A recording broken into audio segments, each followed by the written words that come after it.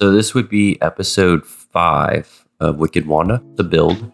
And in this short segment, the main emphasis I wanted to get across was that after the skin coat, I do a very thorough, complete surface preparation prior to laying any 1708 onto the hull.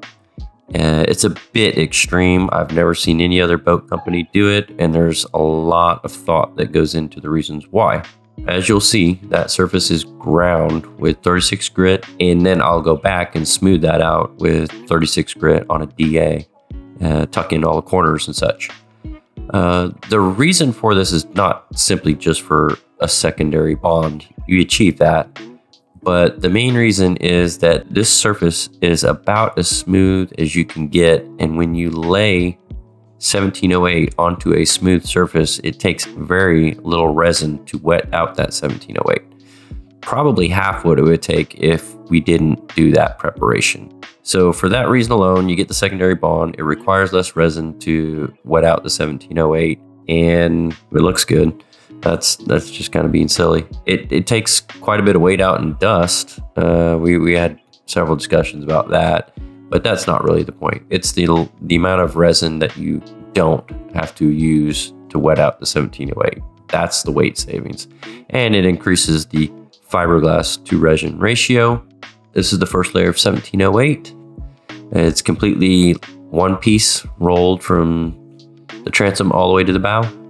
Nipped and tucked there in the entry. We'll lay chop strand mat over all the seams and then down the strake and down the keel. The mat over the seams was a technique I learned from a crew that built very high-end sportfish boats in South Florida.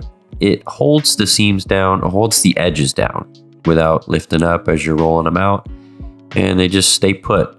You also do it on those strakes, and again, the 1708 does not lift up as if it would if you didn't mat them.